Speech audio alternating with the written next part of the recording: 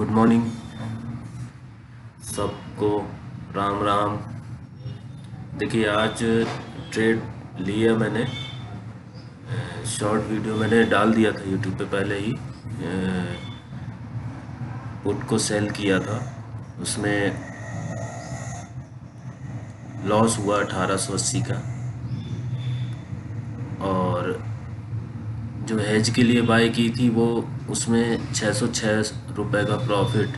मतलब हेजिंग में मार्जिन तो कम होता ही है, साथ में लॉस भी कम हो जाता है। ऐसी स्ट्राइक प्राइस मैं चूज़ करता हूँ दोनों के लिए, बाय और सेल के लिए।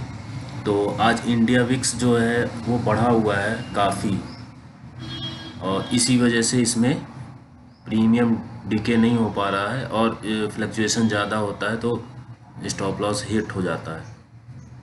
ये होना ही होना है। इंडिया विक्स 21.69 है, यानी कि इसको बहुत ही हाई माना जाएगा।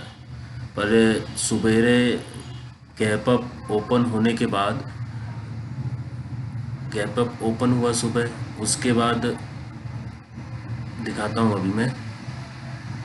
ये देखिए यहाँ पे गैप अप ओपन हुआ, उसके बाद जब यहाँ पे आया, ये पिछले जो दिन का जो लो था जहाँ पे क्लोज हुआ था उसके आसपास आया, तब मैंने ये सोचा कि गैप भी फिल हो गया है और उसके लो के पास है, थोड़ा बेस भी है, पिछला भी है यहाँ पे, तो हो सकता है कि यहाँ से रिवर्स करे। तो मैंने पुट को शॉर्ट किया, लेकिन विक्स हाई होने की वजह से जैसे ये नीचे 2-3 कैंडल बनी तो स्टॉप लॉस हिट हो गया। हालांकि फिर उसके बाद ये ऊपर गया है, लेकिन देखिए इसकी प्रीमियम जो है अभी 170 के आसपास अभी चल ही रही है, मतलब कम नहीं हुई है। तो इसमें स्टॉप लॉस लिया। उसके बाद मैंने कॉल को, क्योंकि विक्स हाई था इसलिए कॉल बाइंग में थोड़ा सा मैंने पैसा बनाया, 763 रुपये का। तो ये हुआ। उसके बाद अगेन मैं 3600 की पुट सेल किया हूँ और उसको हेज करने के लिए 34,500 की पुट को बाय किया हूँ। तो अभी ये इतना है, लॉस करीब मेरा 400 और 500 अभी इसी के बीच चल ही रहा है। अब ये मैं देखता हूँ कि ये लॉस मेरा कवर होता है या प्रॉफिट में आता हूँ या और लॉस। हालांकि मैंने इसमें स्टॉप लॉस लगाया है सिर्फ 10 पॉइंट का, क्योंकि इंडिया विक्स हाई है तो ज़्यादा रिस्क लेने से कोई मतलब नहीं है। क्योंकि एक भी कैंडल इधर उधर बनी तो सीधे स्टॉप लॉस चाहे 40 पॉइंट का हो चाहे 50 पॉइंट का, वो हिट होना ही होना है। इस वजह से मैंने जैसे 146 रुपये 30 पैसे पे मैंने सेल किया है, तो मैंने इसका स्टॉप लॉस लगा दिया है। ये देखिए 156 में, सिर्फ 10 पॉइंट का। क्योंकि अगर होना है लॉस तो कम ही हो, ठीक है। तो और उसके हिसाब से इसका जो डेल्टा था वो कम था, इसलिए मैंने ये वाली स्ट्राइक प्राइस चूज़ की सेल करने के लिए। कि अब बॉटम तो बना लिया है, अभी टेम्परेरी दिख रहा है ऐसा चार्ट में। अब आगे क्या होता है पता नहीं, लेकिन देखते हैं कि अगर यहाँ से, ये क्या हो गया चार्ट, इसको गड़बड़ हो गया इसके चार्ट में। देखते हैं यहाँ से क्या होता है। तो जो भी होगा, लॉस होगा या प्रॉफिट होगा, वो अब देखना पड़ेगा, इंतज़ार करना पड़ेगा। ट्रेड तो ले लिया है, अब लेने के बाद कुछ इसमें कर नहीं सकते। मार्केट कहाँ जाएगा, क्योंकि देखिए निफ्टी जो है 230 पॉइंट अप है, निफ्टी पॉजिटिव है, सेंसेक्स भी पॉजिटिव है। सिर्फ बैंक निफ्टी ऐसा नहीं हो सकता कि अकेले ही पूरा जो है डाउन साइड चला जाए, इसलिए मैंने ये सेल किया है। देखते हैं क्या होता है।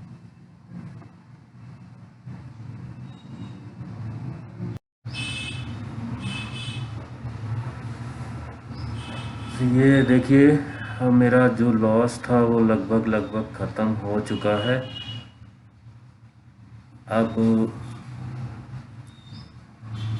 यहाँ से कितना देर रुकता हूँ देखता हूँ मार्केट की कंडीशन। मैंने आप लोगों को बताया था कि निफ्टी जो है वो 250 पॉइंट 260 पॉइंट अप है, सेंसेक्स भी 900 पॉइंट अप है। तो बैंक निफ्टी का डाउन साइड जाने का चांस कम था, इसलिए मैंने बार बार पुट को ही सेल करना सही समझा था। तो शुरू में वॉलेटिलिटी इतने ज़्यादा था, वो स्टॉप लॉस हिट हो ही गया, और वो होता ही है, अपने बस में नहीं है। पर मैंने पुट को सेल किया था, तो अब तो पूरा लॉस जो था वो सब कवर हो गया है, नो प्रॉफिट नो लॉस पे आ गया हूँ। अब ये जो मैंने पुट सेल की है, अब इसमें अगर 20-30 पॉइंट मुझे मिल जाते हैं एक्स्ट्रा तो ठीक है, वरना फिर मैं जो भी होगा वो अपडेट करूँगा। ये देखिए, अभी ये 1880 रुपये का लॉस जो बड़ा वाला था, ये सारा कुछ कवर हो गया है, पॉजिटिव में आ गया हूँ। देखता हूँ क्या करना है आगे, कितना देर तक रुकता हूँ।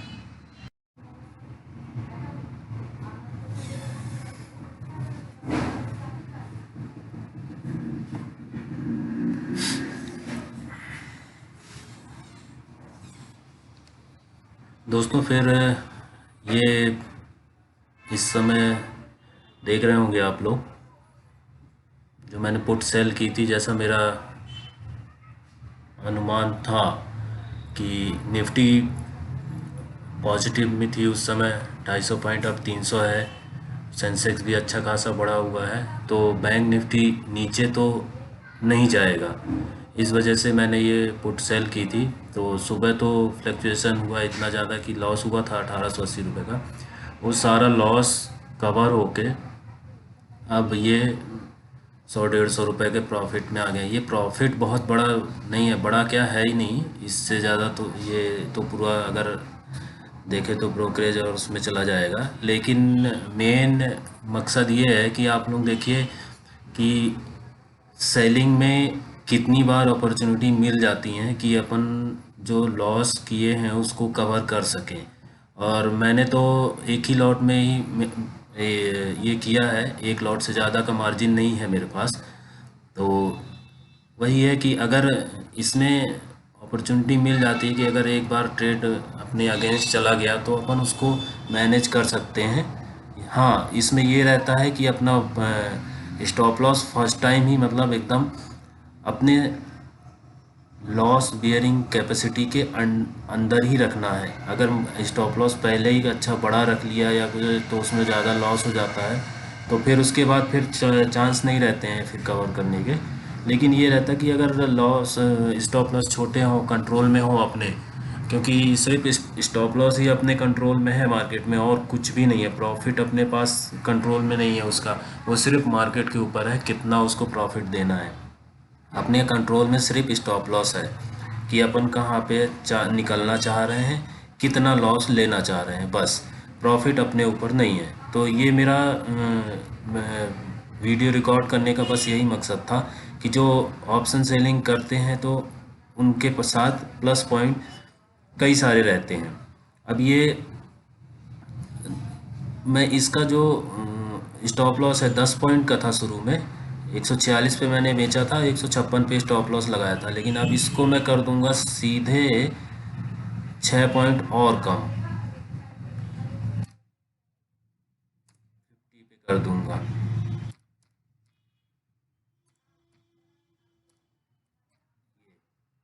तो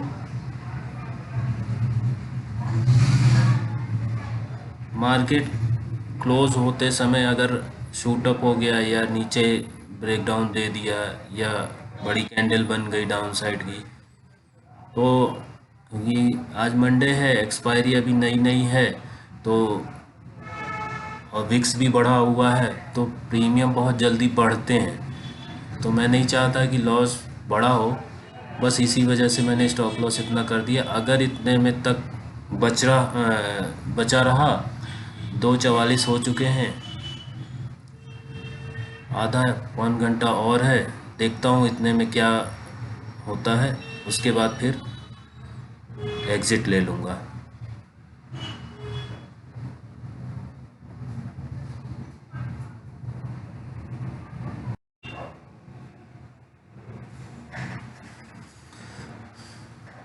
फाइनली एग्ज़िट हो गया हूँ, टाइम हो रहा था 15-20 पे। तो फिर अपन को अगर एग्ज़िट नहीं होते हैं तो फिर चार्जेस लगते हैं ब्रोकर की तरफ से अगर वो पोजीशन काटते हैं, इसलिए एग्ज़िट हो गया। और कोई अब ज़्यादा उम्मीद बची नहीं थी कि अब उससे कम प्रीमियम होगा। तो आज सोमवार भी था। इंडिया विक्स देख रहे हैं आप कितना हाई है। तो ये मेरा आज का पूरे दिन का ट्रेड है। इसमें गलती मेरी ये थी कि इंडिया विक्स बहुत हाई था, तो आज सेलिंग में थोड़ा सा मुझे नहीं जाना था। पर अल्टीमेटली देखिए दोस्तों, कुछ भी हो, प्रीमियम देखिए ये घटा ही है, बढ़ा नहीं है। लेकिन हमारे साथ एक प्रॉब्लम रहती है कि हम छोटे ट्रेडर क्या, हम लोग कुछ भी नहीं है मार्केट में। हम लोग के पास जो मार्जिन लेके हम लोग जो ट्रेडिंग करते हैं वो कुछ भी नहीं है, सागर में एक बूंद के समान है। तो इसलिए हम लोग इतना ज़्यादा हम लोग प्रॉफिटेबल नहीं हो पाते हैं। हाँ, ऐसा नहीं है कि जिसके पास बहुत पैसा है वो प्रॉफिटेबल ही रहता है, पर एक स्टेज के बाद जब मार्केट में टाइम बिता लेते हैं अपन और सीख लेते हैं, कुछ चीज़ें समझ में आने लगती हैं, कुछ अपनी स्ट्रेटजी डेवलप हो जाती है, तो उस स्टेज पे अपन पैसा कमा सकते हैं। बस वहीं पे अपन को मार्जिन जो है वो धोखा दे जाती है, मार्जिन अपने पास रहता नहीं है। अब ये देखिए, ये भी घट के 135 हो गई, 180-90 तक पहुंच गई थी। ये भी अल्टीमेटली इसका भी प्रीमियम गला है, और ये जो मैंने सेल किया था इसका भी प्रीमियम गला ही है। इसी वजह से मैंने जो पूरा लॉस था पूरा उसको प्रॉफिट में नो प्रॉफिट नो लॉस पे कन्वर्ट किया। ये 118 रुपये कोई प्रॉफिट नहीं होता है, इससे ज़्यादा ब्रोकरेज और टैक्स कट जाएगा जो अपन ने ये बाय सेल किया है उसका। पर फिर भी एक लॉस से तो मैं निकल आया।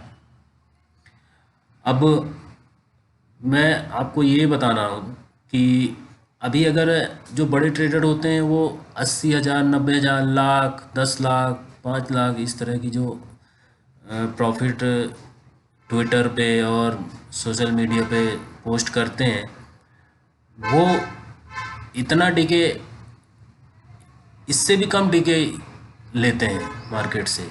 लेकिन उनकी क्या रहता है, उनके पास क्वांटिटी 2,000, 3,000 इस तरह क्वांटिटी लेते हैं, तो उनका प्रॉफिट इतना बड़ा बड़ा होता है। और हमारे पास क्या है, अगर मैं ये जो सेल किया था इसमें अगर मुझे 2 या 3 लॉट भी होता तो क्या मेरे पास यहाँ पे 118 रुपये ही होते? नहीं, प्रॉफिट दिखता है यहाँ पे कुछ, लेकिन बस वही मार्जिन की वजह से और ये हो जाता है। ऐसा नहीं है कि छोटे ट्रेडर ट्रेडिंग गलत करते हैं सीखने के बाद या कुछ, बहुत ज़्यादा उसमें रोल मार्जिन का भी है और एक तरह से गलत भी है। मार्जिन जितना ज़्यादा रहता है फिर हम कंट्रोल भी नहीं कर पाते हैं अपने आप को। लेकिन सीखने के बाद, एक अपने इमोशनल कंट्रोल के बाद, कुछ डिसिप्लिन के बाद अगर ट्रेडिंग करें तो कोई दिक्कत नहीं। बहरहाल आज मेरा ब्रेक इवन पे ही निकल आया हूँ, नो प्रॉफिट नो लॉस पे। यही मेरी आज की उपलब्धि है। Thank you.